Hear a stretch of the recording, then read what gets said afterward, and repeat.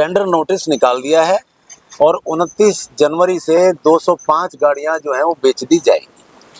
अगर ऐसा होता है तो आम जनता जो 40-50 साल से यहाँ रेलवे के लिए काम कर रही है और फ्री ऑफ कॉस्ट कर रही है, जो भी मजदूरी हमारे मजदूरों को मिलती है वो प्राइवेट कंपनी से मिलती है। रेल से कोई सुविधा, 1 रुपया का कोई सहारा हमें नहीं है। और अब 40-50 साल काम करवाने के बाद रेलवे हमें बेरोजगार कर रही है, और बेरोजगार जब होंगे, भूखे मरेंगे, तो फिर भाई कोई कुछ भी कर सकता है, आत्महत्या भी करेंगे। आपने इसका ज्ञापन कहाँ कहाँ दिया है, किस किस को आपने जानकारी दी है कि ये चीजें नहीं होनी चाहिए? 21 जनवरी को जब ये ऑर्डर आया था तो 27 जनवरी को ही हम रेलवे बोर्ड में पहुंच गए, जिसने आदेश किया था उससे मिले।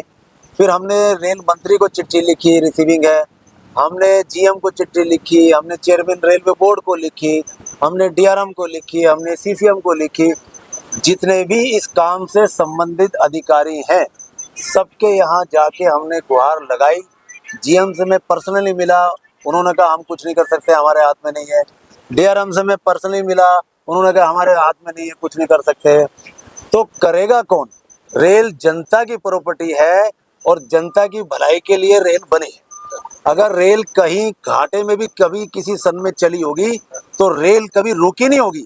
वो जनता की सुरक्षा के लिए, जनता की सेवा के लिए रेल बनी है और रेल चलती रहेगी। प्रधानमंत्री मोदी से भी क्या आपने ज्ञापन हम पीएमओ ऑफिस गए थे और जब ये रेल के अधिकारियों ने हमारी कोई बात नहीं सुनी तो हम पीएमओ में जाके भारत के प्रधानमंत्री जी के ऑफिस में जाके हमने वहाँ भी चिट्ठी दी, उसकी रिसीविंग भी हमारे पास है। हमने ये कहा कि हमने संबंधित सारे रेल के अधिकारियों से मिलने की कोशिश की, किसी ने हमारी मदद नहीं की। आप इसमें हमारी मदद कीजिए, क्योंकि नरेंद्र मोदी जी ने ही एक अभियान चला रखा आत्मनिर्भर भारत का, सबका साथ सबका विकास। और अगर ये लोग बेरोजगार हो जाएंगे, आत्महत्या करने को मजबूर हो जाएंगे, हजारों लोग हैं और इनके बच्चे भी हैं, अगर ये इस तरह से इनके ऊपर मुसीबत का पहाड़ टूटेगा तो क्या ऐसे आत्मनिर्भर भारत बन सकता है? बिल्कुल नहीं बन सकता।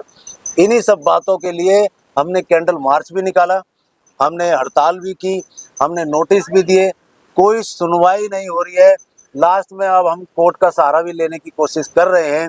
क्या होगा, भगवान मालिक है, और रेल तो भगवान भरोसे चल रही है। सरकार के नुमाइंदों से मिलने के बाद आपको आश्वासन नहीं मिला, न्याय भी नहीं मिल रहा है, और आपने कहा कैंडल मार्च निकाला है। लगातार ये जो लोग आपके पीछे खड़े हैं, दर दर भटक रहे हैं, न्याय की गुहार लगा रहे हैं, इनका नुकसान भी बहुत होने वाला है। आप बता रहे हैं कि हजारों की तादाद में जो लोग हैं वो बेरोजगार होने वाले हैं। क्या मांग कर रहे हैं, और अगर नहीं सुनवाई होती है तो अगला कदम आप लोगों का क्या है? अब देखिए, हमारे पास जीने मरने के अलावा कुछ है नहीं। आज हमारी सबकी एज भी इतनी हो चुकी है कि कोई कंपनी या कोई दूसरा कोई हमें नौकरी पर रखेगा नहीं। सारी जिंदगी, सारी सेवा तो हमने रेल को दे दी, सारी सेवा तो रेल को दे दी, और रेल पे कोई बर्डन नहीं है। रेल से हम तनख्वाह नहीं लेते। हजारों टन माल यहाँ आना जाना होता है दिल्ली के सारे 5 स्टेशन पे। रेलवे के पास कोई अपना पोर्टर नहीं है, कोई स्टाफ नहीं है उस काम को करने के लिए।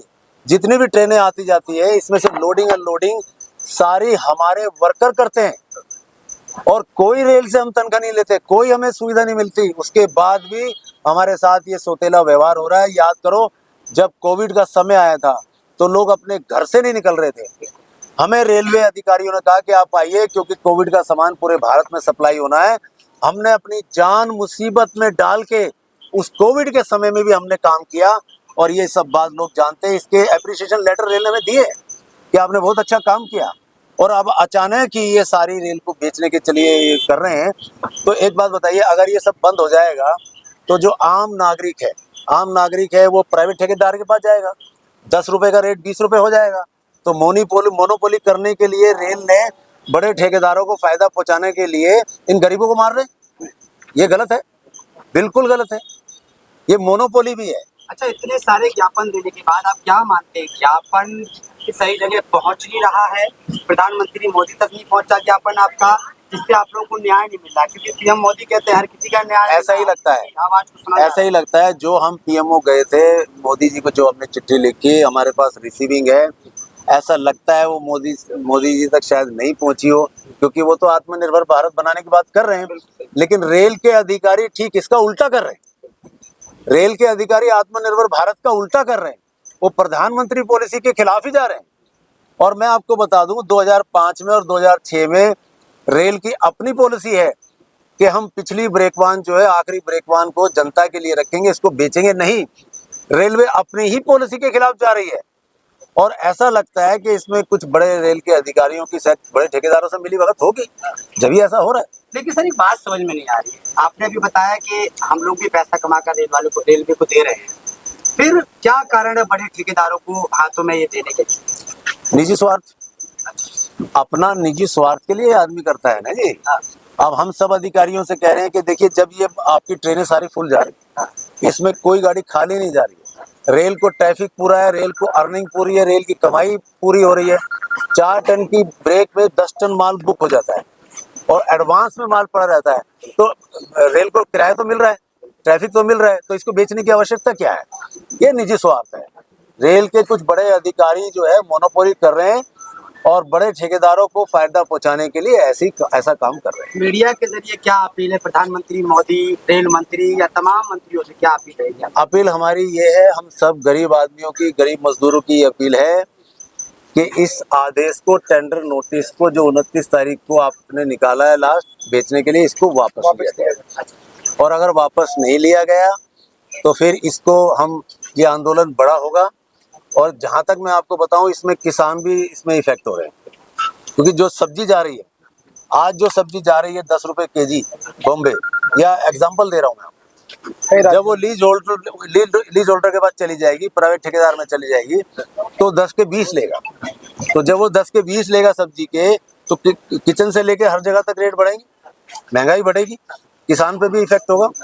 तो हमारी जो है इसमें राकेश टिकैत जी के ऑफिस में भी हमारी ये बात हुई है, बात चल रही है, उनसे भी हमने इसमें सहयोग मांगा है और हो सकता है जल्दी वो भी इसमें शामिल हो। एक अंतिम सवाल हो रहेगा, आपने कहा कोर्ट का रुख करेंगे, फिर ये भी सवाल आ रहा है बीच में संडे और सैटरडे भी पड़ने वाला है, तो क्या लगता है कोर्ट के जरिए न्याय मिलने की उम्मीद है आपको? देखिए, कोर्ट ही एक ऐसा रास्ता है जिसपे लोग भरोसा कर सकते हैं। न्याय की उम्मीद किससे करेगा? कोर्ट से। तो अब ये पहले से कह देना कि भाई कोर्ट में क्या होगा, ये तो हम कह ही नहीं सकते ना। अपनी बात लेके जाएंगे, जज के सामने रखेंगे, अपनी परेशानी को बताएंगे। तो उम्मीद ये है कि जो फैसला है, अभी तो हम जा रहे हैं, जब हम चले जाएंगे कोर्ट में, तो उम्मीद ये है कि कोर्ट हमारे गरीब हजारों मजदूरों की दर्द को समझेगा और हमारे हक में फैसला देगा।